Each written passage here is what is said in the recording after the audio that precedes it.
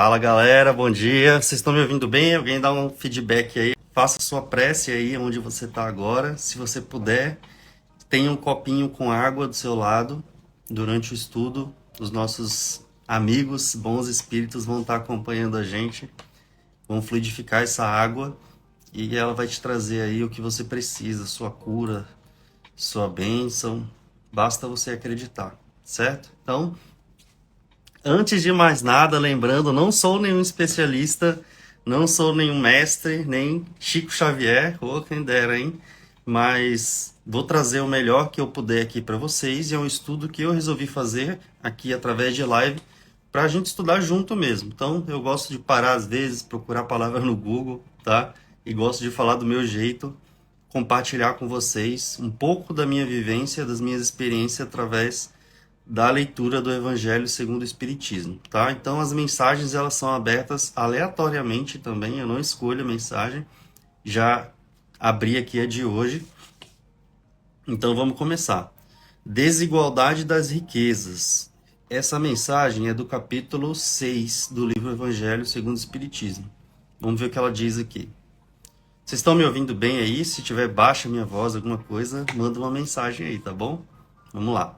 A desigualdade das riquezas é um dos problemas que inutilmente se procurará resolver, desde que considere apenas a vida atual. A primeira questão que se apresenta é esta: por que não são igualmente ricos todos os homens? Não o são por uma razão muito simples, por não serem igualmente inteligentes, ativos, laboriosos para adquirir, nem sóbrios e previdentes para conservar. É, aliás, ponto matematicamente demonstrado que a riqueza repartida com igualdade a cada um daria uma parcela mínima e insuficiente, que, supondo efetuada essa repartição, o equilíbrio em pouco tempo estaria desfeito, pela diversidade dos caracteres e das aptidões das pessoas e das aptidões das pessoas, né? Que, supondo-a possível e durável, tendo cada um somente com o que viver, o resultado seria o aniquilamento de todos os grandes trabalhos que concorrem para o progresso e para o bem-estar da humanidade, que, admitido desse ela a cada um o necessário, já não haveria o aguilhão que impele os homens às grandes descobertas e aos empreendimentos úteis. Se Deus concentra em certos pontos, é para que daí se expanda em quantidade suficiente de acordo com as necessidades. Admito isso. Pergunta-se por que Deus concede a pessoas incapazes de fazê-la frutificar para o bem de todos. Ainda aí está aí uma prova da sabedoria e a bondade de Deus, dando-lhe o livre-arbítrio. Quis ele que o homem chegasse, por experiência própria, a distinguir o bem do mal, e que a prática do primeiro resultasse de seus esforços e de sua vontade. Então, o que está dizendo aqui? O que eu entendi aqui, né? Vamos lá. A desigualdade das riquezas é um dos problemas que inutilmente se procurará resolver, desde que se considere apenas a vida atual. Então, se você está considerando que somente existe essa vida aqui e há essa desigualdade de riquezas, né? É uma coisa que não tem como resolver hoje no mundo, uma coisa que já está totalmente desbalanceada. A gente sabe que a riqueza ela é concentrada na mão de poucas pessoas, e eu falo muito disso através do meu trabalho também, né? Que fala sobre dinheiro, sobre finanças, sobre investimentos. A gente fala sobre dinheiro também. E ao contrário do que muitos pensam, o fato da pessoa ter dinheiro não quer dizer que ela é menos espiritualizada e nem que há algo de errado com isso. O dinheiro, segundo o próprio Espiritismo fala, ele pode vir para a pessoa por vários motivos. Um deles é o que o texto falou aqui, né, que é através do esforço próprio, e que Deus permite que a pessoa conquiste essa riqueza através do esforço próprio, justamente para ela exercer o livre-arbítrio quando ela estiver rica ou tiver uma condição boa de dinheiro, né, uma condição boa de fartura. E geralmente, geralmente quando a gente tem uma condição boa, o que que a gente faz? A primeira coisa que a gente faz é não procurar Deus, né? Não procurar ajudar o próximo, é não procurar estar ali envolvido em algum trabalho social, dedicar o nosso tempo. Geralmente, quando a gente tem uma condição boa financeira, a única coisa que a gente quer dedicar é o próprio dinheiro ou ao próprio dinheiro. Quando vai fazer alguma coisa por outra pessoa, só quer dar o dinheiro, não quer dedicar mais o tempo, né? Porque quer usufruir da riqueza. Então, esse é o livre-arbítrio que Deus permite nós termos quando a gente conquista essa riqueza, tá? Então, ele fala aqui na passagem também que não faria sentido, não funcionaria, né? Se toda essa riqueza ela fosse distribuída igualmente para todas as pessoas. E realmente faz sentido, porque se a gente parar para pensar, nem todo mundo está preparado para assumir uma empresa, por exemplo, né?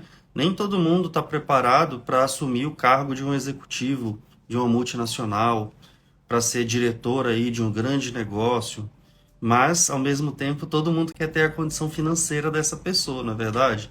Então, uma coisa que eu sempre digo, e tem um tempo que eu percebi isso, porque eu questionava muito também essa questão da desigualdade, né? Por que que as coisas são assim? Então, o que a gente precisa saber é que a verdade, e na verdade, é que todos têm um papel muito importante na nossa sociedade, na nossa vida.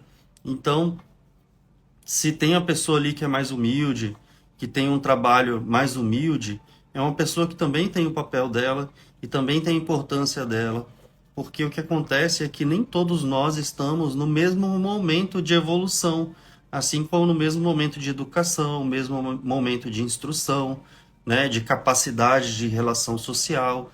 Então, como é que a gente quer administrar o que essas pessoas administram, né? É aquele famoso todo mundo quer, mas ninguém quer pagar o preço, né? E talvez nós nem seríamos capazes de pagar às vezes o preço dessas pessoas. Então, a riqueza, segundo o Espiritismo, ela é uma prova também, tá? Porque quando você está numa situação boa, é quando a gente realmente perde esse vínculo, né, com o divino.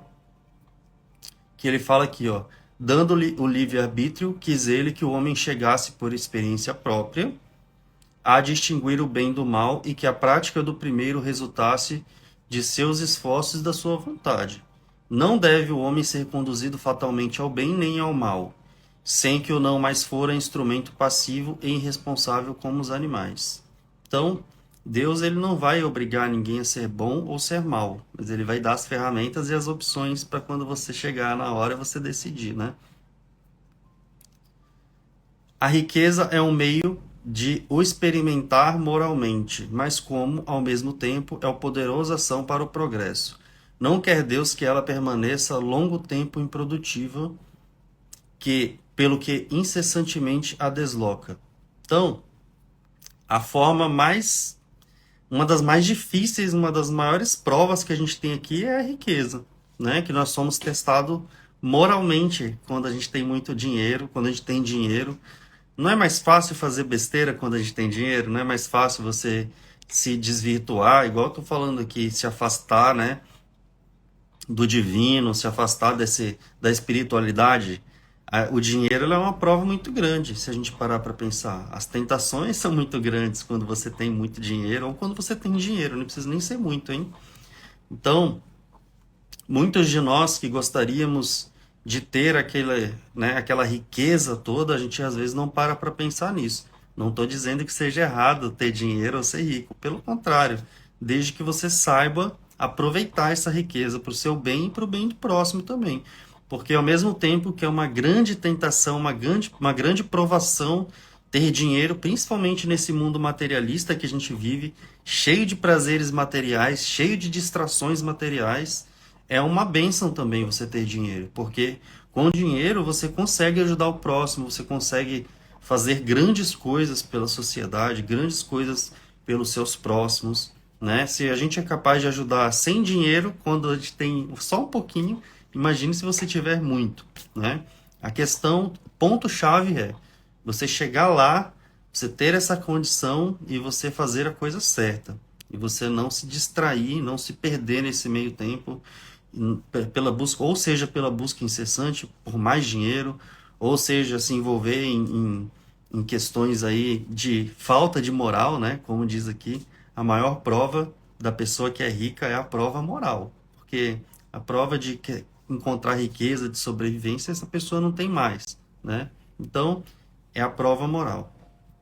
Mas devemos considerar e saber também que mesmo a gente que, né, eu estou falando de mim, e se alguém mais também for meros mortais, não somos ricos, né, não somos milionários, também temos provas moral em relação ao nosso dinheiro, ao uso dele, o que que a gente faz dele, tá? Então, por isso que ele diz aqui, ó, Deus não quer que ela permaneça muito tempo improdutiva. A riqueza ela não pode ser improdutiva, ela tem que gerar frutos. Por isso que ela muda muito de mãos. Olha só que interessante, né? O que que isso quer dizer? Que se você não produzir algo através da sua riqueza, ela vai mudar de mãos, ela vai embora. Já ouviu aquela frase, o dinheiro não aceita desaforo? Exatamente. Então, vale tanto para quem é rico e quanto para quem não é rico também, quanto para quem está na média ali. Então, você tem que produzir através da sua riqueza. E aqui ele está falando de produzir o quê? Produzir mais riqueza? Não. Produzir o bem, né? Produzir o amor ao próximo, produzir a fraternidade, produzir uma ação social, produzir às vezes você ter dinheiro suficiente para você poder ter tempo para você se dedicar a isso, entendeu? Então, uma coisa vai puxando a outra e não necessariamente ele fala de produzir mais riqueza aqui, tá?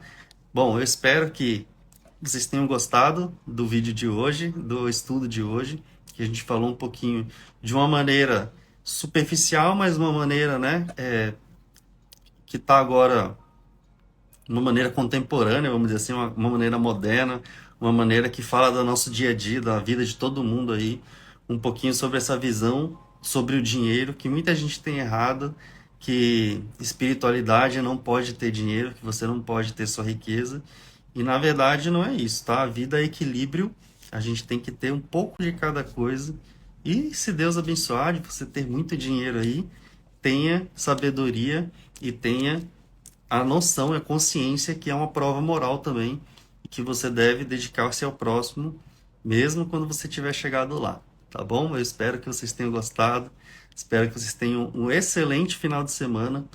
Compartilhe esse vídeo se você gostou, deixa um comentário aí se você quer discutir alguma coisa, se você concorda, não concorda. E um ótimo final de semana a todos, se cuidem, fiquem com Deus, muita paz para todo mundo. Faça sua prece agora e tome seu copinho com água e acredite que sua bênção vai chegar. Um beijo, tchau, tchau.